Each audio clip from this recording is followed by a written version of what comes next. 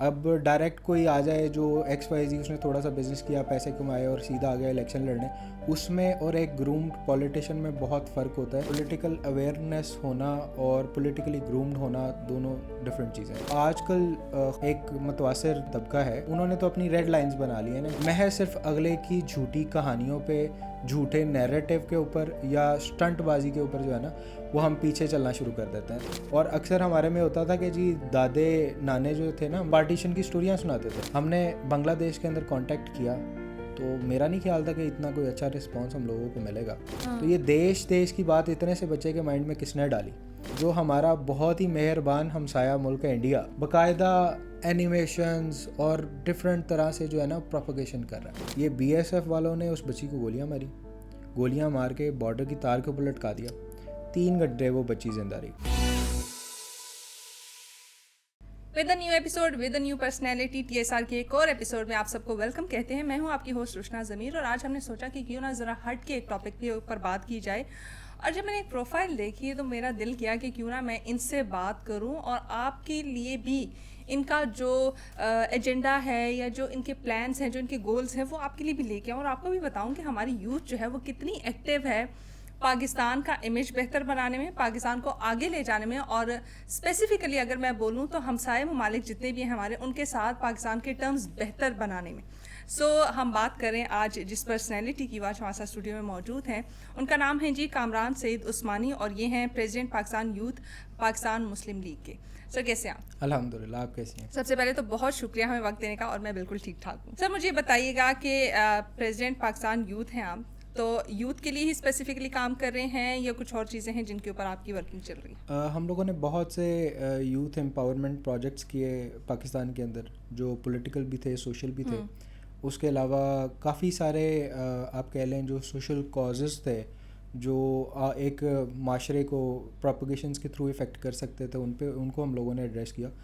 तो जी बिल्कुल, हम लोग यूथ के वाले से भी काफ़ी हम लोगों ने काम किया। ठीक है। और सोशल इश्यूज़ को भी बहुत ज़्यादा एड्रेस किया। अच्छा, यूथ के ऊपर काम करने का आइडिया कहाँ से है? वैसे तो पाकिस्तान की यूथ अच्छी खासी है और मेरे ख्याल से थोड़ी सी डिट्रैक्ट भी है इस वक्त, तो क्या उससे आइडिया है कि नहीं इसको पूरे एक ट्रैक पे लाना चाहिए या वैसे ही जज्बा था कि नहीं यूथ के नहीं, लिए हम मुझे कुछ लोग करना है? तकरीबन कोई 12-14 साल से यही काम कर रहे हैं और रिस्पेक्टिवली एक पॉलिटिकल बैकग्राउंड है मेरा।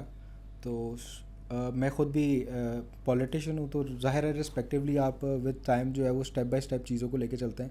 जब यूनिवर्सिटी कॉलेजेस में होते हैं तो फिर आप स्टूडेंट विंग्स में होते हैं, स्टूडेंट पॉलिटिक्स कर रहे होते हैं, और फिर रिस्पेक्टिवली जब उससे थोड़ा सा ऊपर आते हैं फिर यूथ पॉलिटिक्स है। तो ये तो स्टेप बाय स्टेप जब एक पॉलिटिशियन बन रहा होता है, वो अगर ग्रूम होके आता है अपने एरिया से या किसी भी जगह से ग्रूम होके आता है, तो वो स्टेप बाय स्टेप आता है तो ज़रा ज़्यादा अच्छे तरीके से चीज़ों को समझ पाता है। अब डायरेक्ट कोई आ जाए जो XYZ उसने थोड़ा सा बिजनेस किया, पैसे कमाए और सीधा आ गया इलेक्शन लड़ने, उसमें और एक ग्रूम्ड पॉलिटिशियन में बहुत फ़र्क होता है। जो ग्रास रूट लेवल से स्टूडेंट पॉलिटिक्स से यूथ में और यूथ से फिर आगे जो है वो प्रैक्टिकल जो है इलेक्शन पॉलिटिक्स में जाता है। तो ये सारे स्टेप बाय स्टेप चीज़ें होती हैं, ये इवेंचुअली हमने आना ही था इस पर। अच्छा, आपने यहाँ पे एक टर्म यूज़ की ग्रूम्ड पॉलिटिशियन की, आप उसको कैसे डिफाइन करते हैं? क्योंकि मुझे लगता है कि आजकल जितने भी यूथ हैं वो पॉलिटिक्स से काफ़ी अवेयर हैं। अगर मैं पिछले 15-20 सालों की बात करूँ तो यूथ जो है आप काफ़ी इंटरेस्ट भी ले रही है, पॉलिटिक्स के बारे में जानती भी है, जितने भी अप्स एंड डाउन्स आ रहे हैं उनका भी बड़े अच्छे तरीके से उनको पता होता है। और स्पेसिफिकली अगर मैं बोलना चाहूँ तो इलेक्शन में टर्नआउट भी यूथ का काफ़ी बढ़ता जा रहा है। देखें, आपने बात की कि आजकल जो यूथ है हमारी वो पॉलिटिकली बहुत ज़्यादा अवेयर्ड है। मेरे ख्याल से पॉलिटिकल अवेयरनेस होना और पॉलिटिकली ग्रूम्ड होना दोनों डिफरेंट चीज़ें हैं। मुख्तलिफ चीज़ें। पॉलिटिकली आप अवेयर इस तरह हो सकते हैं कि आपने किसी भी टॉपिक पे या किसी भी इंसिडेंट पे या किसी भी मुल्की हालात के ऊपर आपकी एक नज़र होती है और डिफरेंट लोगों के एनालिसिस सुनते हुए आप अपना एक एनालिसिस बना लेते हैं और वो आपके अकॉर्डिंग आपकी अवेयरनेस होती है। पॉलिटिकली ग्रूम्ड होने में ये होता है कि आप चीज़ों को लेके चलते किस तरीके से हैं। ठीक है, मतलब एक वो इंसान है जिसको चीज़ का पता है और एक वो इंसान है जो चीज़ का बता रहा है। दोनों में फ़र्क है। Exactly. ठीक है, और इसमें फिर इस तरह होता है कि जो पॉलिटिकली ग्रूम्ड होते हैं उनको डिफरेंट तरह की सिचुएशंस को टैकल करना आता है। लाइकवाइज मिसाल के तौर पे if you are part of government, आप किसी ऐसे मॉब को डील कर रहे हैं जो रिस्पेक्टिवली तबाही में जा सकता है, तो अगर कोई ग्रूम्ड बंदा है तो वो कोई नेगोशिएट अच्छा कर लेगा, अच्छे Proper तरीके से strategy बनाएगा स्ट्रेटजी उसकी, हाँ। बनाएगा, नेगोशिएट करेगा, अपने टर्म्स पे लेके आएगा, कुछ उनके टर्म्स मान लेगा। जो इन चीज़ों को नहीं जानता उसके लिए तो फिर काट दो, मार दो, खा जाओ, फिर यही चीज़ है ना। तो हमारी यूथ बेसिकली पॉलिटिकली अवेयर उस हद तक है जिस हद तक वो अपने लीडर को फॉलो कर रहे हैं। देखना ये आज के दौर में तो ये डिस्ट्रैक्शन बहुत ज़्यादा है ना। अब अवेयर होना तो ये चीज़ होता है जिसे आप कहते हैं शऊर आ जाना। Exactly. शऊर में ये होता है कि आप अपनी चीज़ को भी एनालाइज कर रहे होते हैं, दूसरी चीज़ की चीज़ को भी एनालाइज कर रहे होते हैं, और वो उसका कंपैरेटिव आप एक एनालिसिस हाँ। निकालते हैं, एक रिजल्ट निकालते हैं। लेकिन जो आजकल एक मुतवासर आप देखते हैं तबका है, आई डोंट थिंक कि वो बहुत ज़्यादा कोई अवेयर हैं और वो चीज़ों को जानते हैं, क्योंकि उन्होंने तो अपनी रेड लाइंस बना ली है ना कि भाई इससे आगे तो अल्लाह माफ़ करे कोई भी बात होगी हम नहीं सुनेंगे। तो इसको फिर मेरे ख्याल से अवेयरनेस नहीं कहता है। अच्छा, आपको नहीं लगता कि हर दौर में कुछ ना कुछ कोई ना कोई एक पॉलिटिशियन ऐसा होता है जिसके लिए आवाम इतनी ही जज्बाती होती है और इतनी उसके ऊपर अपनी जान कुर्बान करने के लिए तैयार होती है? देखिए नैरेटिव है ना, कभी किसी का नैरेटिव चल जाता है, चाहे वो सच्चा हो या झूठा हो। कभी कुछ लोगों का नैरेटिव नहीं भी चलता, लेकिन उसमें फिर मेरा ख्याल ये है कि जैसे आज सोशल मीडिया का दौर है और दुनिया एक ग्लोबल विलेज है, हम चीज़ों को कंपेयर कर सकते हैं। हमें ना सिर्फ लोगों की कही हुई बात है, क्योंकि अब बहुत अरसा हो गया पाकिस्तान को बना हुआ, इतना अरसा हो गया, और हम अब जो नई जनरेशन है स्टिल वही गलतियां दोबारा करने जा रहे हैं जो हमारे एंसेस्टर्स ने की, हमारे दादा ने की, जो हमारे वालिद ने की, और अब रिस्पेक्टिवली रिपीटेडली हम भी वो करना चाह रहे हैं कि बिला देखे, बग़ैर परफॉर्मेंस देखे, महज सिर्फ अगले की झूठी कहानियों पे, झूठे नैरेटिव के ऊपर या स्टंटबाजी के ऊपर जो है ना, वो हम पीछे चलना शुरू कर देते हैं। तो ये मेरे ख़्याल से अवेयरनेस नहीं है। अगर अभी भी स्टिल इसी बात पे है कि हमने शख्सियत परस्ती करनी है, तो मेरे ख़्याल से ये बड़ी एक अफसोसनाक बात है। ख़ास तौर पे आज के दौर के अंदर तो कम से कम आपको मुआजना करना चाहिए परफॉर्मेंस बेस्ड पे, क्योंकि अब जज्बाती कहानियाँ बहुत ज़्यादा हो गई, ठीक है ना। बहुत हमने 70-75 साल से जज्बाती कहानियाँ कर करके कि जी इस तरह हो जाएगा, ये हो जाएगा, वो हो जाएगा, प्रोग्रेस नहीं की। ठीक है, दुनिया जो जज्बाती, क्योंकि मुझे लगता है कि पूरी दुनिया के अंदर सिर्फ वाहिद हम हैं जिन्होंने दीन का भी ठेका लिया हुआ है। पूरी दुनिया के अंदर सिर्फ हम हैं जिन्हें पता है कि असल तरक्की कैसे हो सकती है, और पूरी दुनिया के अंदर सिर्फ हम वो लोग हैं जो सारी चीज़ों को जानते हैं। पूरी दुनिया जो बेवकूफ़ है वो तरक्की कर रही है और हम स्टिल अभी तक इसी बहस में हैं। ठीक है। अच्छा, आपको इस वक्त क्या लगता है कौन सा एक आइडियल पॉलिटिशियन है जो पाकिस्तान को इस तमाम तर सिचुएशन से निकाल सकता है? मेरा ताल्लुक या तो कोई भी नहीं है? मेरा ताल्लुक तो पाकिस्तान मुस्लिम लीग से है। तो आई बिलीव दैट ये comparatively according to performance Chaudhry साहिबान जो है, ख़ास तौर पे चौधरी शुजात हुसैन और उनके बेटे जो हैं, वो बड़ा अच्छा एक परफॉर्मेंस कर रहे हैं। और मैं क्योंकि करीब हूँ, चीज़ों को जानता हूँ, मैंने बहुत से पॉलिटिशियंस के साथ काम किया है, बहुत से लोगों के साथ काम किया। आपने मुझसे मेरी ओपिनियन पूछी, मैं आपको वो बता रहा हूँ। मैंने बहुत से पॉलिटिशियंस के साथ, बहुत से लोगों के साथ काम किया है, लेकिन लोगों का दिखाया ज़्यादा जाता है, अंदर परफॉर्मेंस कम होती है। ठीक है। और यहाँ मैंने वर्किंग कैपेबिलिटीज़ और हार्ड वर्क इतना ज़्यादा देखा है कि मुझे लगता है कई बार ये कोलैप्स ही ना कर जाए, कि मेंटली और ये फिज़िकल अपना इतना ज़्यादा एफर्ट करते हैं कि ये किसी जगह पे गिर ना जाए। क्योंकि दिन के अंदर 15-15, 20-20, 25-25 मीटिंग्स कंसेक्टिवली करना, लंच के लिए आपके पास टाइम नहीं है, डिनर के लिए आपके पास प्रॉपर टाइम नहीं है, तो ये एक बड़ा हार्डवर्क की एक निशानी होती है। ठीक है। अच्छा, पाकिस्तान मुस्लिम लीग के बीच में भी तो कॉन्फ्लिक्ट चल रहा है। आपने कहा कि चौधरी बरादरान जो है, आप उनको आइडियलाइज़ करते हैं कि वही इस वक्त जो है वो एक कह लें आपके लिए आइडियल्स हैं जो पाकिस्तान को इस सिचुएशन से निकाल सकते हैं, लेकिन उनके तो अपने कॉन्फ्लिक्ट्स नहीं ख़त्म हो रहे, तो कैसे? देखिए, पाकिस्तान मुस्लिम लीग के अंदर कोई कॉन्फ्लिक्ट नहीं है। जो अनासर थे वो इस टाइम पाकिस्तान तहरीक इंसाफ का हिस्सा है। So there is no partition in Pakistan Muslim League. We are very clear. Party president is Chaudhry Shujaat Hussain और एवरीथिंग गोज़ विद इट। कोई हमारी पार्टी नहीं, वो फैमिली का प्रॉब्लम हो सकता है उनका, there would be division in the family, but I don't see any division in the party. There is no division in party. We are very crystal clear, और पार्टी के अंदर कोई डिवीजन नहीं है। तो दूसरी तरफ आपने जिस तरह से कहा कि पाकिस्तान तहरीक इंसाफ का हिस्सा है जो भी इस तरह के लोग थे, तो परवेज़ इलाही साहब भी तो पाकिस्तान तहरीक इंसाफ को सपोर्ट भी करें, बल्कि उनके साथ कोलैब भी करें। He is the central president of Pakistan Tehreek Insaf, तो बिल्कुल वो हुए हैं। हम बात कर रहे हैं चौधरी शुजात हुसैन की। He is different person, he has a different family.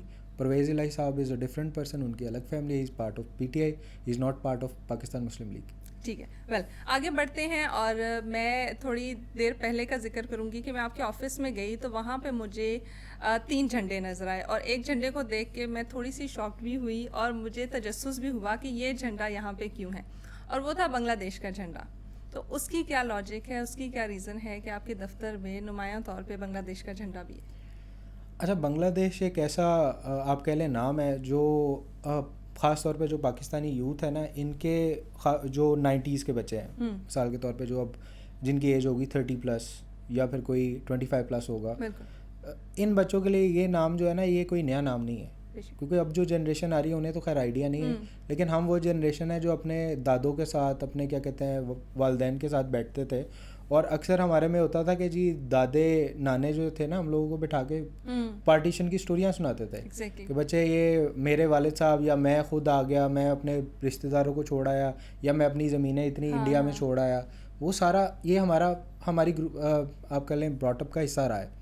तो बेसिकली हम लोगों ने और पाकिस्तान के बेशतर बच्चों ने जब भी अपने दादे से बैठ के कोई पार्टीशन की स्टोरी सुनी है ना जी, तो वो 1947 की कहानियाँ सुनाते सुनाते 1965 और देन जब वो 71 पे आते हैं ना, तो आपने अक्सर देखा होगा कि हमारे जो दादे हैं वो उदास हो जाते हैं, क्योंकि रिस्पेक्टिवली उनका कोई दोस्त, अजीज़ या कोई भी रिश्तेदार या कोई जानने वाला जिसकी उनके साथ एफिलिएशन थी वो बांग्लादेश में रह गया, या फिर उस ट्रेजरी में वो वहाँ पे रह गया, उनका अजीज़ था या कुछ भी था। तो आप देखते हैं कि आपके जो दादा हैं वो उदास हो जाएंगे, या आपके दादे का दोस्त जो होगा वो उदास हो जाएगा। तो ये तो एक बच्चों के अंदर हम लोग देखते ही हैं ना, कि बचपन से ही सुनते आ रहे हैं कि बांग्लादेश अलग हो गया, हम उसमें बड़े दुखी हैं। बिल्कुल। अब जाहिर है हम उसकी यूनिफिकेशन की तो बात नहीं कर रहे।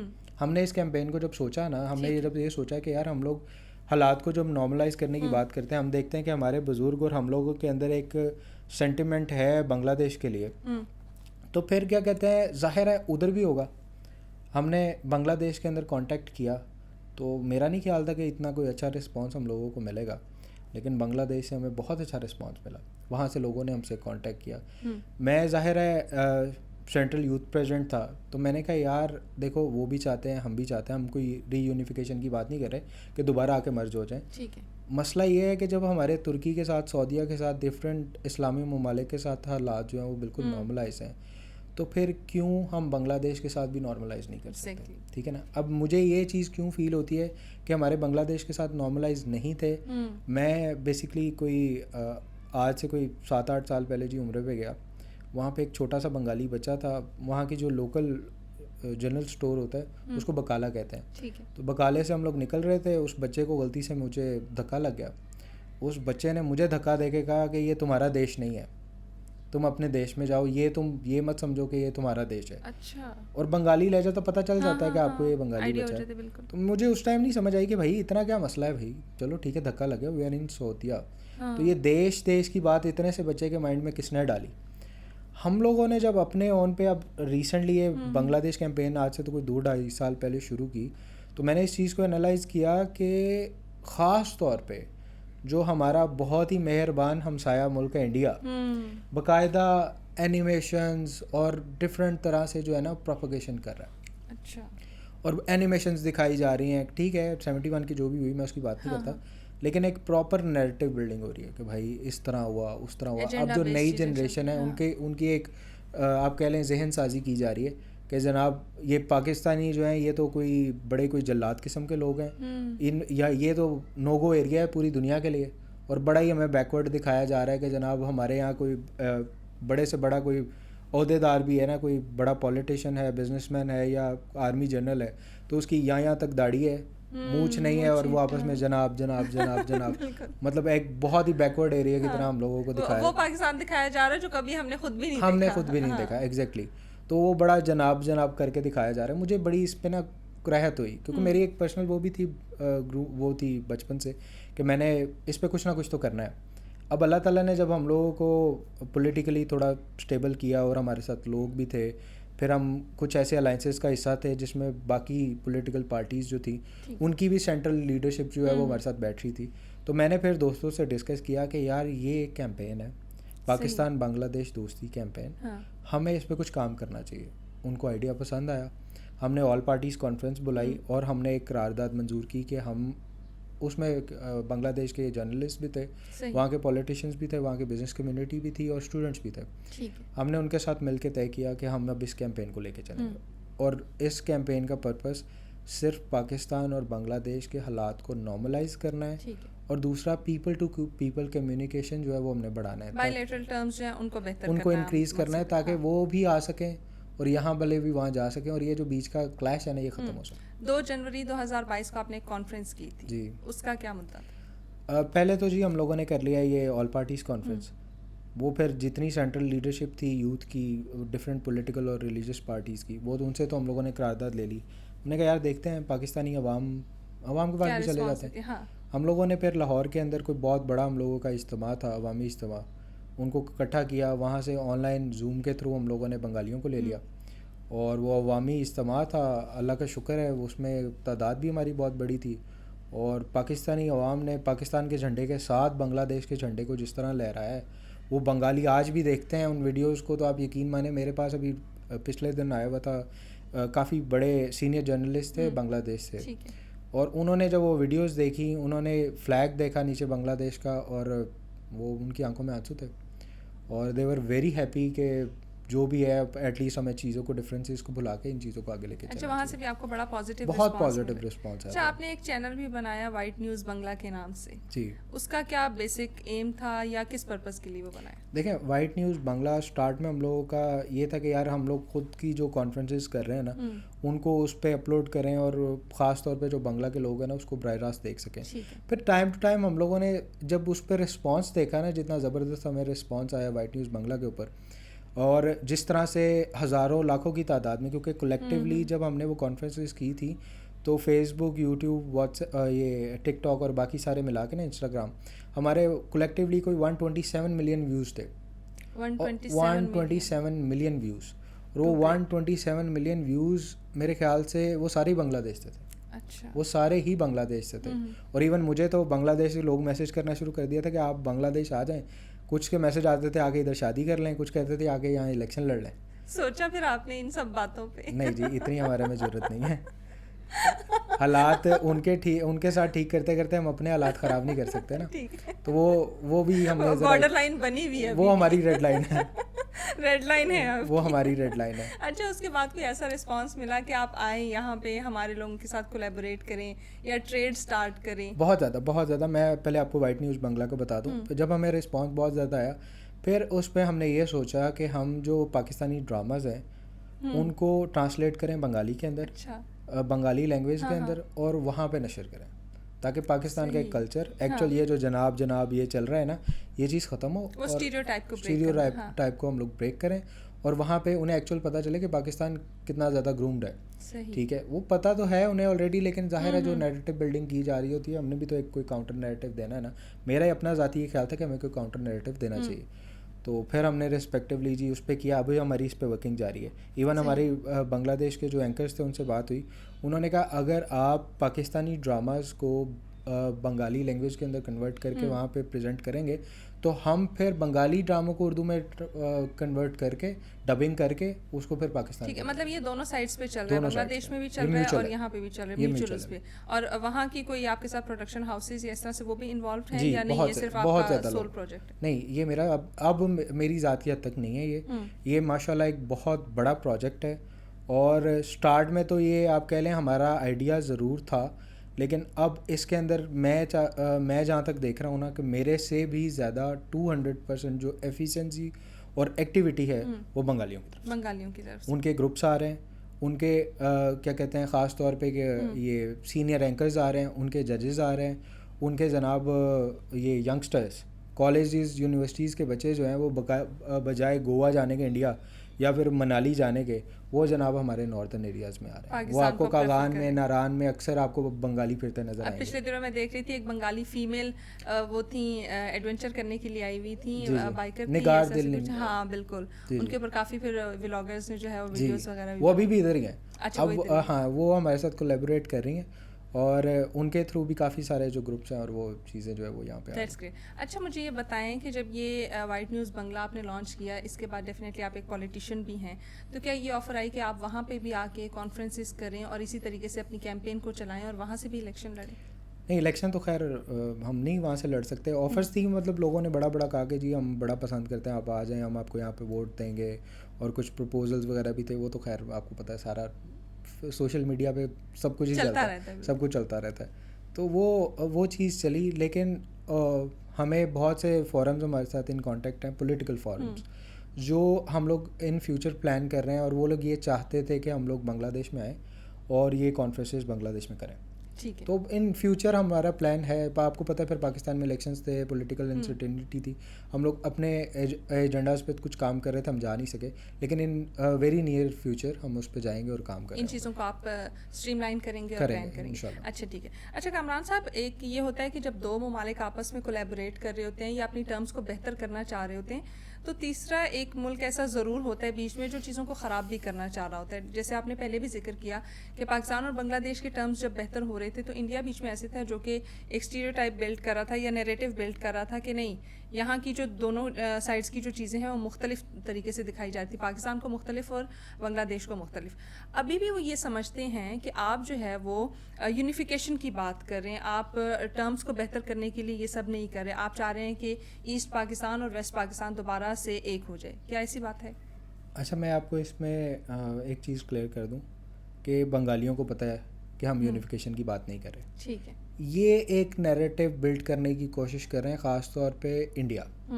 ठीक है, इंडिया की तरफ से कोशिशें की जा रही हैं through different social media platforms कि वो ये दिखाएं कि भाई ये शेख मुजीब को गलत साबित करने की कोशिश कर रहे हैं। ठीक है, ये कोशिश कर रहे हैं दोबारा रीयूनिफिकेशन की।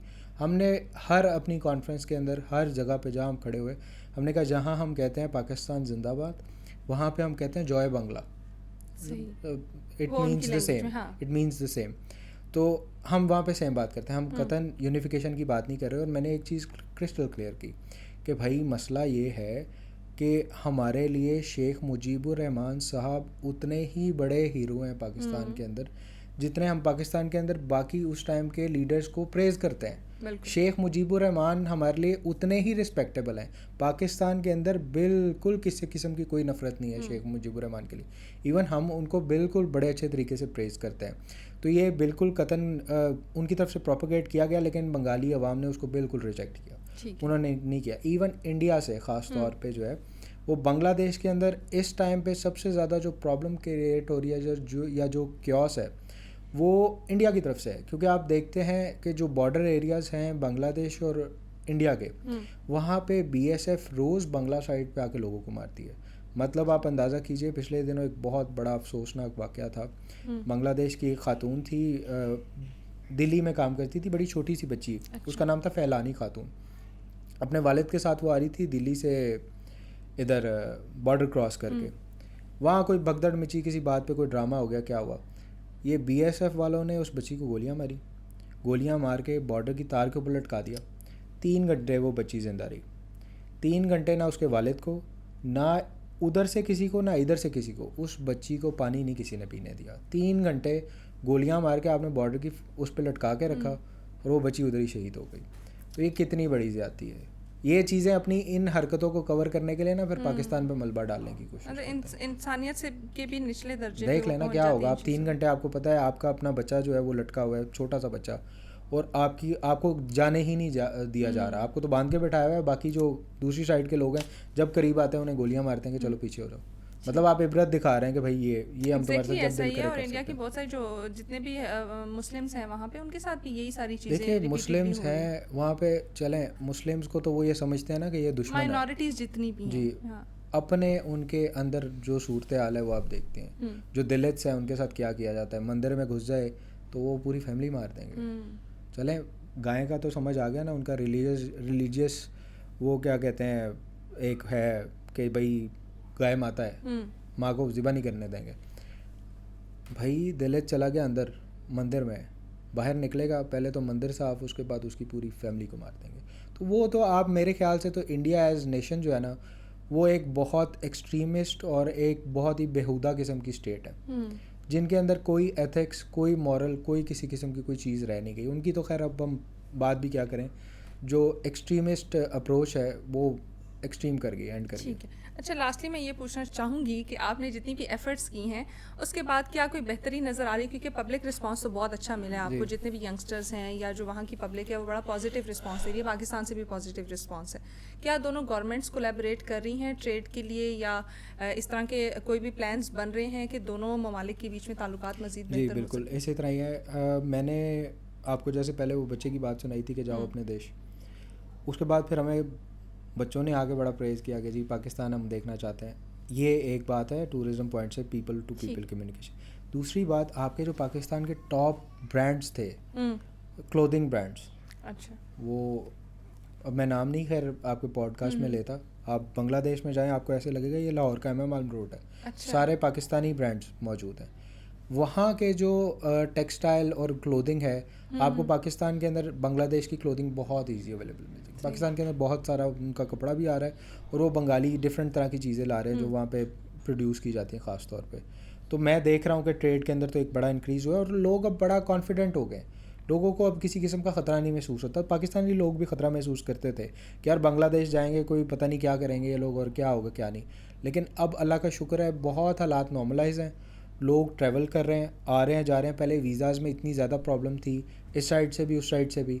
अब टूरिस्ट वीज़ाज़ लग रहे हैं, लोग आ रहे हैं जा रहे हैं। बस एक इशू है, अब डायरेक्ट फ़्लाइट्स नहीं है पाकिस्तान की बांग्लादेश के साथ, लेकिन उस पे भी हमारी बातचीत चल रही है। मोस्ट प्रॉबेबली कुछ अरसे में पाकिस्तान और बांग्लादेश की डायरेक्ट फ़्लाइट्स भी हम लोग जो है वो ऑपरेशनल कराने में कामयाब होंगे इंशाल्लाह। Very well, thank you so much हमें वक्त देने के लिए, and wish you best of luck. आप इतनी यंग एज में इतने बड़े बड़े मिशंस और एम्स लेके बैठे हुए हैं, तो वी होप कि इसी तरीके से आगे बढ़ते रहें और जितने भी आपके साथ यंग सोल्स या यंग हार्ट्स हैं वो इसी तरीके से एनर्जेटिकली आपके साथ काम करते रहें। Thank you so much. And positive लोगों की हमें बहुत ज़्यादा ज़रूरत है, स्पेशली जितने भी यंग हैं पॉजिटिव लोग हैं उनकी हमें बहुत ज़्यादा ज़रूरत है। सो एक नई एपिसोड के साथ दोबारा मिलेंगे। टिल दैट, अल्लाह हाफिज़।